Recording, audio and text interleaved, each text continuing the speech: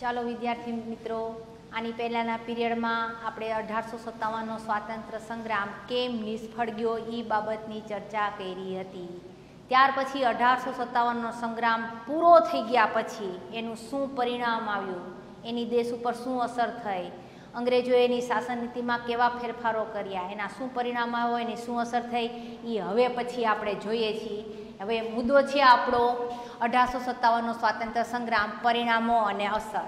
સંગ્રામની શું અસર થઈ, શું પરિણામો આવ્યા, શું પરિવર્તન આવ્યું. પહેલો મુદ્દો છે આપણો, ભારતમાં કંપની શાસનનો અંત આવ્યો અને ભારત ઇંગ્લેન્ડ સરકારના સીધા શાસન હેઠળ આવ્યું. બ્રિટિશરો ભારતમાં આવ્યા હતા ને વેપાર કરવાના અર્થે, ઈસ્ટ ઇન્ડિયા કંપનીના નામે વેપાર કરતા હતા. ત્યાં સુધી બ્રિટિશ ઇંગ્લેન્ડ સરકાર કોઈ દખલગીરી નહોતી કરતી, એટલે કે કંપની, ઈસ્ટ ઇન્ડિયા કંપનીના નામે બધો વહીવટ શાસન થતું હતું. તો 1857નો સંગ્રામ પૂર્ણ થયો ને, એટલે આપણે સંગ્રામ શું કામ કર્યો ને એ બાબતનો અંગ્રેજોએ પૂરો અભ્યાસ કર્યો. તો કંપની શાસનનો અંત આવ્યો અને ભારતની અંદર ઇંગ્લેન્ડ સરકારના સીધા શાસન હેઠળ ભારત આવી ગયું.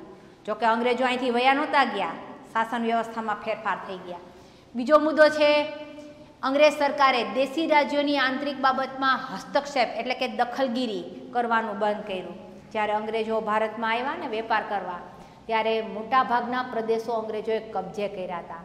એમાં અંગ્રેજોની એક નીતિ એવી હતી, જીત, જપ્તી અને ખાલસાની. કેટલાક રજવાડાઓ એવા હતા, અંગ્રેજોને ખબર પડે ને કે આ રાજાનું રજવાડું નબળું છે, શાસન કરતાં આવડતું નથી, તો આવા રાજાઓ સાથે એવી રીતે સમજૂતી કરતા કે તમને શાસન કરતાં આવડતું નથી, જો અમે કરીએ કેમ કરાય, શું થાય.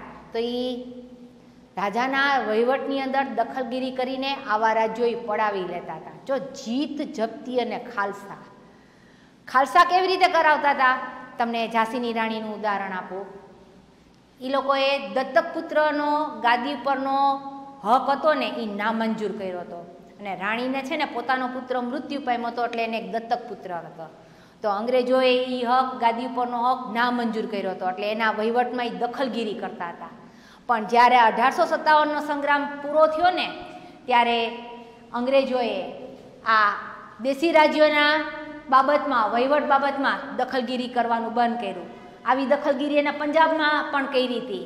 પંજાબના રાજા હતા, તમને ખબર હોય તો, રણજીતસિંહ મહારાજ. પણ રણજીતસિંહ મહારાજ એટલા હોશિયાર હતા કે એના જીવતાજી અંગ્રેજોએ એમાં દખલગીરી નહોતી કરી. પણ જેવા એ રણજીતસિંહનું મૃત્યુ થયું ને, એટલે એમાં દખલગીરી કરવાનું ચાલુ કરી દીધું અને શીખો ગાદી માટે અંદરો અંદર ઝઘડવા માંડ્યા.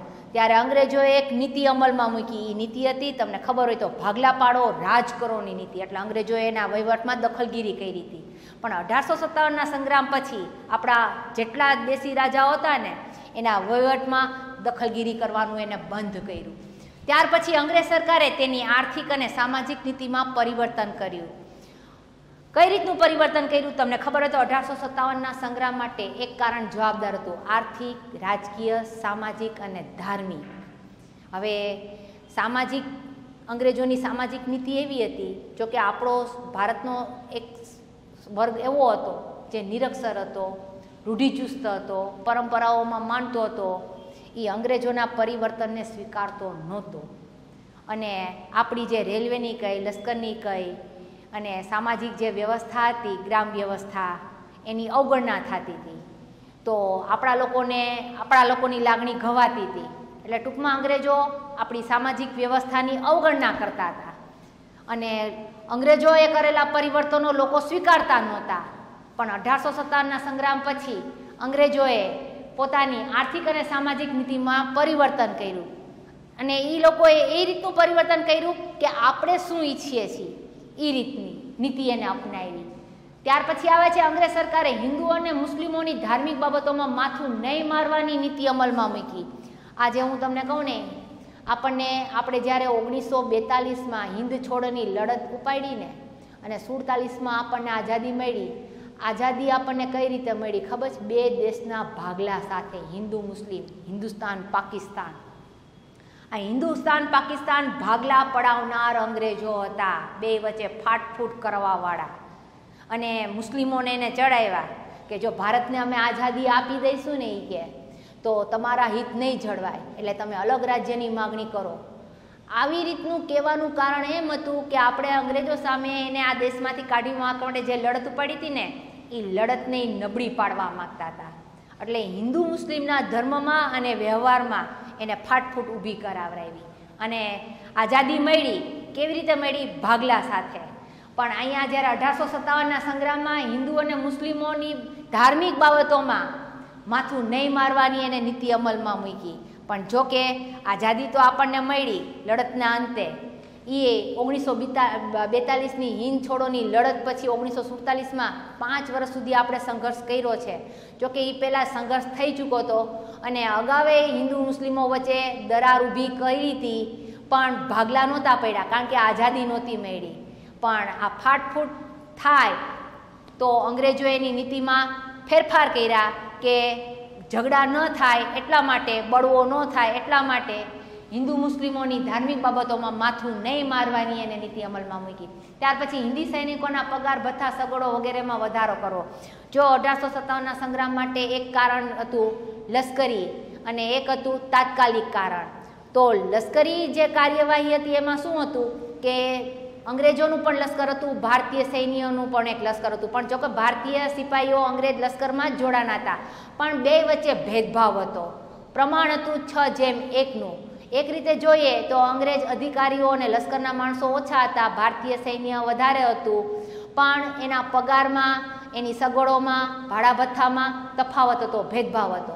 આપણા ભારતીય જે સિપાહીઓ હતા ને અંગ્રેજ લશ્કરમાં જોડાતા ને, એનો 7 રૂપિયા પગાર હતો અને અંગ્રેજ સિપાહી હોય ને તો એનો 150 રૂપિયા જેવો પગાર હતો. ક્યાં 7 રૂપિયા ક્યાં 150, તો પગાર વચ્ચે, સગવડ સુવિધા વચ્ચે ભેદભાવ હતો. તો જ્યારે આ સંગ્રામ થયો ને ત્યાર પછી હિન્દી સૈનિકોના પગાર ભથ્થા સગવડોમાં, કારણ કે સંગ્રામ માટે એમાં લશ્કરી અસંતોષ, બે વચ્ચે ભેદભાવ, તો અંગ્રેજોએ આ ભેદભાવ દૂર કર્યો કે ફરીથી સંગ્રામ ન થાય એટલા માટે. એટલે હિન્દી સૈનિકોના પગાર, ભાડા ભથ્થા અને સગવડોમાં વધારો કરવામાં આવ્યો. ત્યાર પછી ભારતના લોકોમાં રાષ્ટ્રીય ભાવના, આ સંગ્રામ પૂરો થઈ ગયો ને, આપણને એમાં નિષ્ફળતા મળી. પણ નિષ્ફળતા માટે ઘણાય કારણો જવાબદાર હતા. છૂટો છવાયો હતો, કેન્દ્રીય નેતૃત્વનો અભાવ હતો, વાહન વ્યવહારની સગવડ સુવિધાઓ નહોતી, લશ્કર અને સાધન સામગ્રી જે અંગ્રેજો પાસે હતું એ વ્યવસ્થાનો અને એવી જે સજ્જતાની આપણે જે કહીએ ને એનો આપણી પાસે અભાવ હતો. બીજું, આપણામાં રાષ્ટ્રીય ભાવના નહોતી. જે લોકોમાં જે કાંઈ ભાવના હતી, પ્રાદેશિક ભાવના હતી. જે લોકોના રજવાડાઓ ઉપર અંગ્રેજો પેલું પ્રભુત્વ મેળવ્યું હતું, તો આ લોકોને પોતાના જ પ્રદેશો છોડાવવા પૂરતી જ, એમ કે સત્તા મેળવવા પૂરતી જ ભાવના હતી, રાષ્ટ્રીય ભાવના નહોતી. તો 1857ના સંગ્રામ પછી લોકોમાં રાષ્ટ્રવાદની ભાવના પેદા થઈ અને સંગ્રામે ભારતના લોકોમાં રાષ્ટ્રવાદી ભાવના ઉત્પન્ન કરવા માટેની પ્રેરણા પૂરી પાડી. એક રીતે જોઈએ ને તો આ લેસન અહીંયા પૂરું થાય છે અને પહેલા સેમેસ્ટરનો એક વિભાગ આપણો અહીંયા પૂરો થાય છે. અને હવે પછી આપણે સેમેસ્ટર 2, જોકે અહીંયા સેમેસ્ટર 1 અને 2 માટે પાઠ્યપુસ્તકો બદલાય છે. આપણું પહેલા સેમેસ્ટરનું જે શૈક્ષણિક જે આખું સમાજનું જે છે ને એ અભ્યાસ અહીંયા પૂરો થાય છે. હવે જો આ લેસનમાં આવતા પ્રશ્નો અને ટૂંકનો કઈ રીતના પ્રશ્નો પૂછાય તો કઈ રીતે જવાબ આપવો અથવા લખવો, તો હું અહીંયા પ્રશ્ન બોલતી જાઉં છું, ફરીથી થોડુંક રિપીટ કરતી જાઉં છું. અને વચ્ચે જો કોઈ એવા મુદ્દા રહી ગયા હોય, વિસ્તૃતિકરણ રહી ગયું હોય, તો હું એ પ્રશ્ન અને ટૂંકનોંધ દરમિયાન અત્યારે હું તમને કહું છું. જો આ લેસનમાંથી ટૂંકનોંધ પૂછાય મંગલ પાંડે, રાણી લક્ષ્મીબાઈ, કુંવરસિંહ. હવે જો આપણે ટૂંકનોંધ તરીકે મંગલ પાંડેની વાત કરી તો કે મંગલ પાંડે કોણ હતો? મંગલ પાંડે ઉત્તર પ્રદેશના બિલિયા વિસ્તારના નગવા ગામમાં એક બ્રાહ્મણ પરિવારમાં એનો જન્મ થયો હતો. એની ઉંમર 26 વર્ષની હતી અને એ અંગ્રેજ લશ્કરમાં જોડાણો હતો 7 રૂપિયાના પગારથી. જોકે એ સાહસિક હતો, નીડર હતો, કોઈથી બીવે એવો નહોતો, પણ 7 રૂપિયાના પગારથી અંગ્રેજ લશ્કરમાં એ ભરતી થયો હતો. પણ એને બરાકપુરની જે લશ્કરી ટુકડી હતી ને એમાં જાન્યુઆરી મહિનામાં લશ્કરની ટુકડીને એનફિલ્ડ રાઇફલ આપવામાં આવી હતી. એ રાઇફલમાં વપરાતી કારતૂસ, જેમાં ગાય અને ડુક્કરની ચરબીનો ઉપયોગ થયો હતો. અને આ જે ગોળી હોય ને એનું સીલ એમ કે દાંતથી તોડવામાં આવતું તો હિન્દુ અને મુસ્લિમોની લાગણી દુભાતી હતી, કારણ કે એમાં ગાય અને ડુક્કરની ચરબીનો ઉપયોગ થયો હતો. તો એને એનફિલ્ડ રાઇફલ વાપરવા માટેનો ઇનકાર કર્યો હતો. અને 29 માર્ચે આ જે મંગલ પાંડેની વાત કરીએ તો એ લશ્કરી પોશાકમાં સજ્જ થઈને કપાળમાં તિલક કરીને કવાયતના મેદાનમાં ઉતરી આવ્યો અને આ રાઇફલની કારતૂસ વાપરવા માટેનો એનફિલ્ડ રાઇફલનો એને ઇનકાર કર્યો હતો. એટલે એની જે લશ્કરી ટુકડી હતો ને એનો સેનાપતિ મેજર જે હતો ને યુશન એને પકડવા માટે એને આદેશ આપ્યો, પણ કોઈ એને ધરપકડ ન કરી અને મંગલ પાંડે એને ગોળી મારીને ઘાયલ કર્યો. ત્યાર પછી એક બીજો અંગ્રેજ ઓફિસર એમ કે એને પકડવા માટે તો મંગલ પાંડે બીજાને પણ ગોળી મારીને ઘાયલ કરી દીધો. અને આપણી જે લશ્કરી ટુકડી હતી ને એને ધરપકડ કરવા માટેનો આદેશ કર્યો, પણ કોઈ આગળ ન આવ્યું. અને જ્યારે એ મેદાનમાં ઉતરો ત્યારે અન્ય સૈનિકોને પણ સંગ્રામ માટે એને એલાન આપ્યું, પણ કોઈ આવ્યું નહીં. બધા 31 મેની રાહ જોવા માગતા હતા. અને જ્યારે અંગ્રેજ લશ્કરના માણસોએ મંગલ પાંડેને પકડવા માટેનો ઘેરો કર્યો ને તો મંગલ પાંડેએ અંગ્રેજોના હાથે પકડાવા કરતાં પોતાની પાસે બંદૂક હતી ને એ બંદૂકથી પોતાની જાતને ઉડાડી દેવા માટેનો એને પ્રયાસ કર્યો અને એ ઘાયલ થઈ ગયો અને ત્યાં મેદાનમાં પડી ગયો લોહીથી લથબથ થઈને.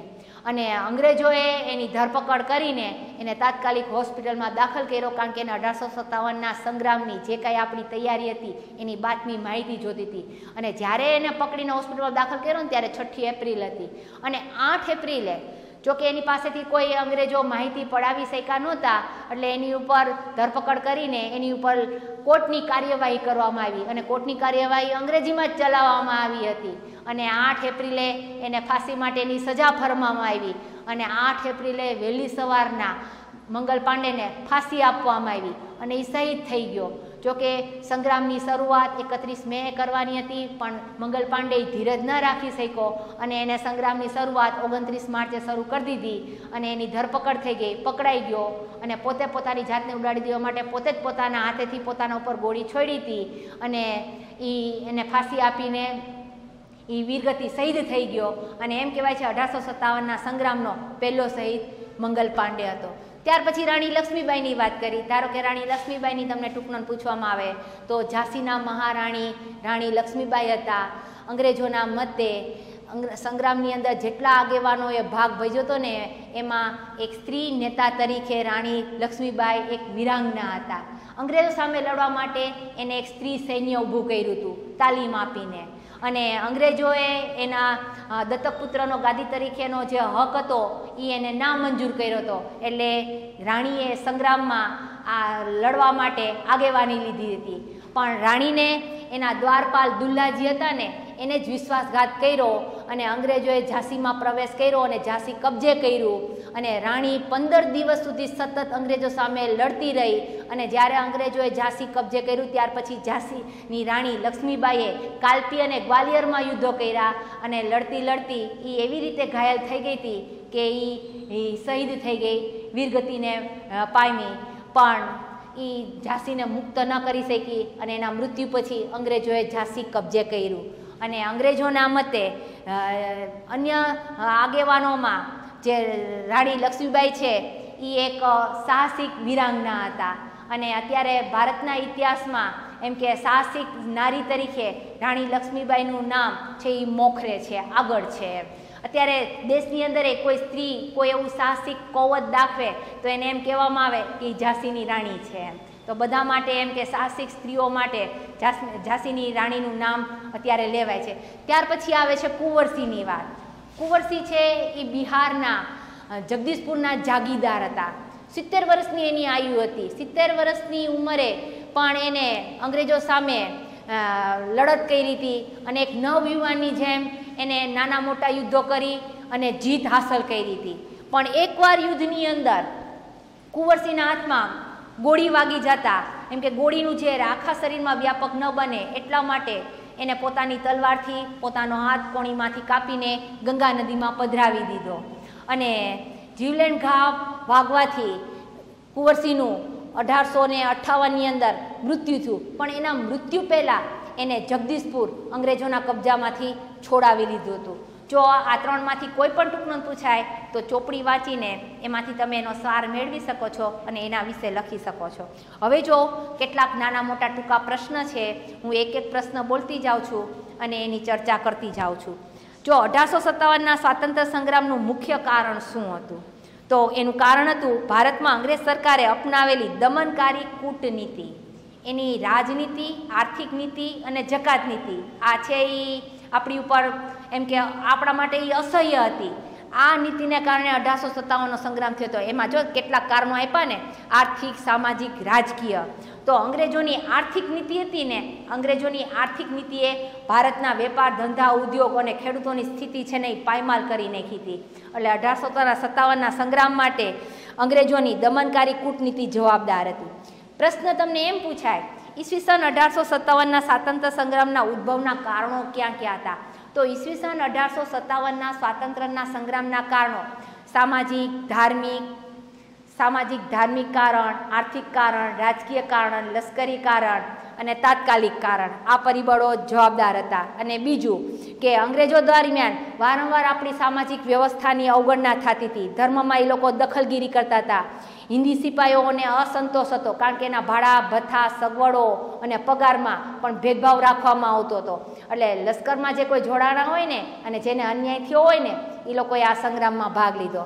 ત્યાર પછીનો પ્રશ્ન આવે, તમને એમ પૂછવામાં આવે કે લશ્કરમાં હિન્દી અને અંગ્રેજી સૈનિકોનું પ્રમાણ કેટલું હતું? તો લશ્કરમાં હિન્દી અને અંગ્રેજી સૈનિકોનું પ્રમાણ 6:1 હતું. એટલે કે આપણા કરતાં અંગ્રેજોની સંખ્યા ઓછી હતી અને હિન્દુઓની વધારે હતી. પણ એમાં ઉચ્ચ હોદ્દા માટે અંગ્રેજ ઓફિસરને જ અંગ્રેજોને જ પસંદ કરવામાં આવતા હતા.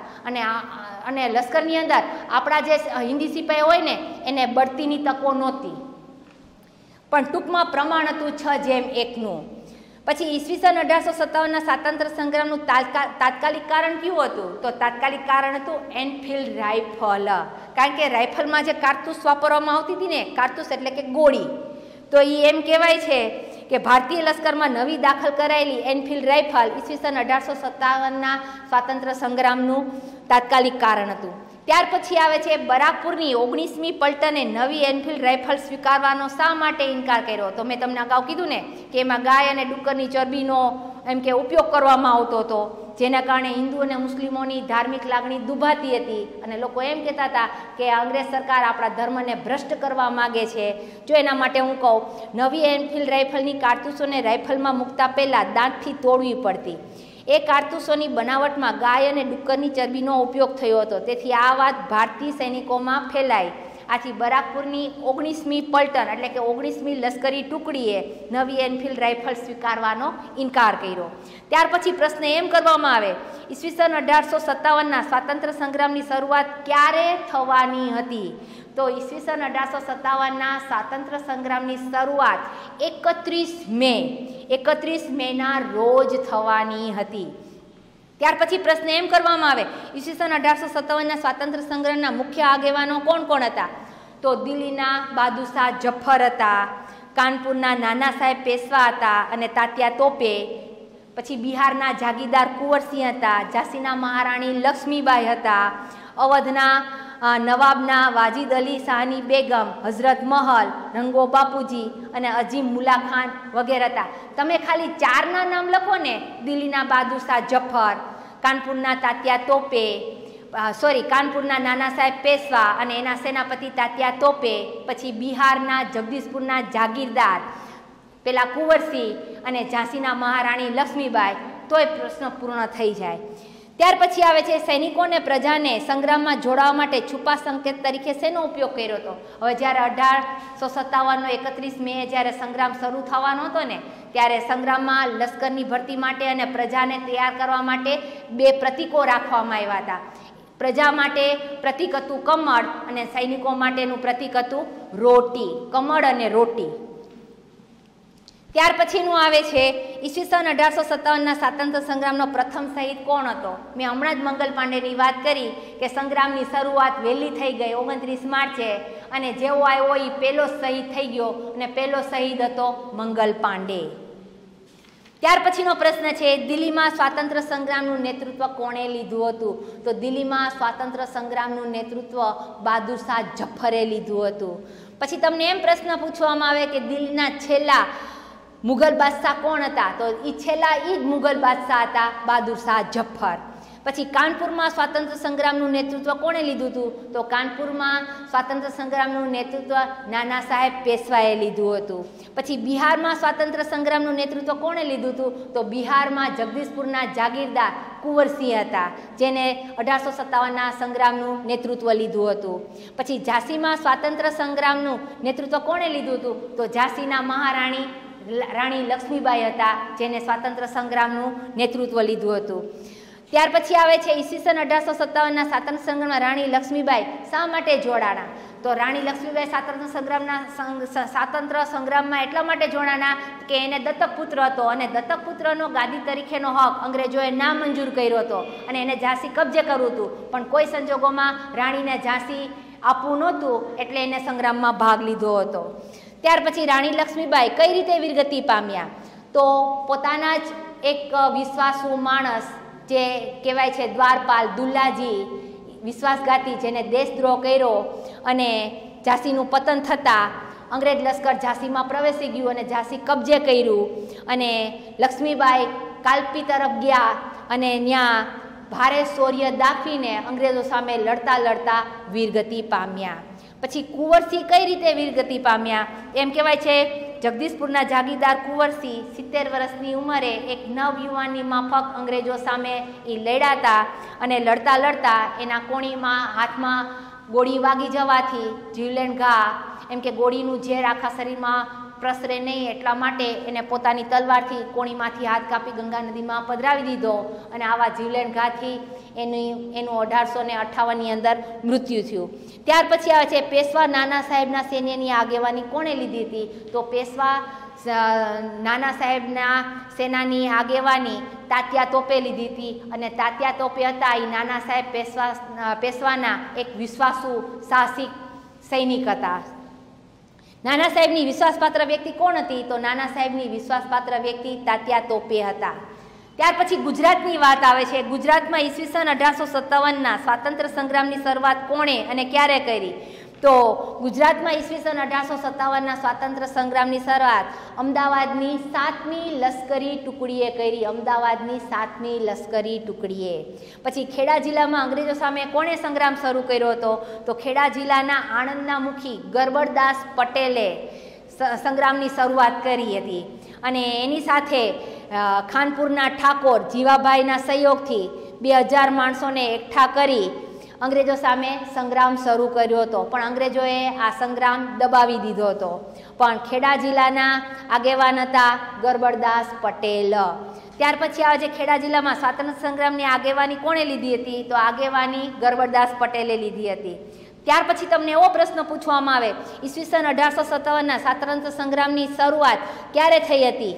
તો 1857ના સ્વાતંત્ર્ય સંગ્રામની શરૂઆત 10 મેના રોજે, જોકે શરૂઆત કરવાની હતી 31 મેએ, પણ શરૂઆત થઈ ગઈ 10 મેના રોજે.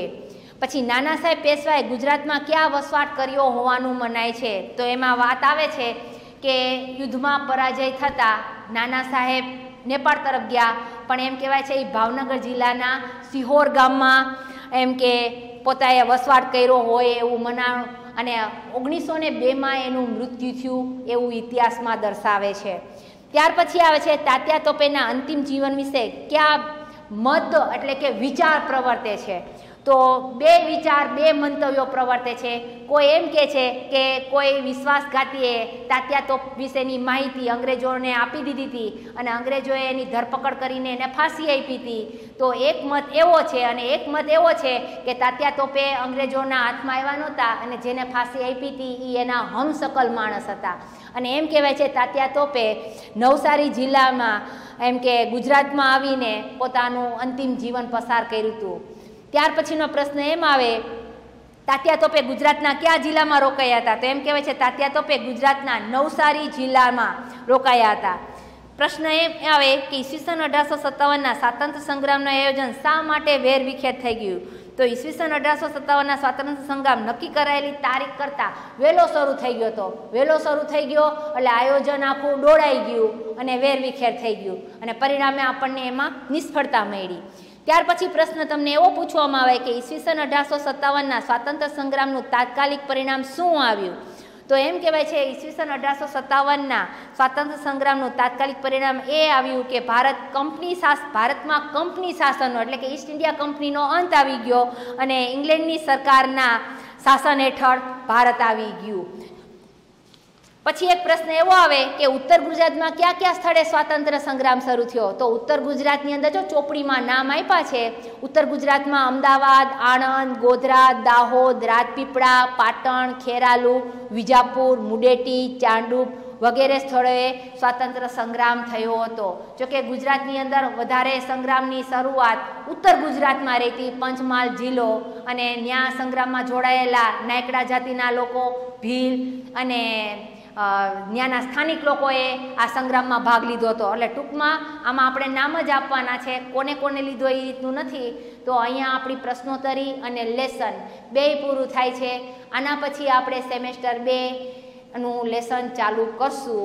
અને જો તમારી પાસે બીજા સેમેસ્ટરની બુક ન હોય તો લઈ લેજો, નહીંતર હું શરૂઆત કરવાની છું હવે પછીના પીરિયડમાં. અહીંયા આપણું પહેલું સેમેસ્ટર અને સમાજનો સિલેબસ પૂરો થાય છે.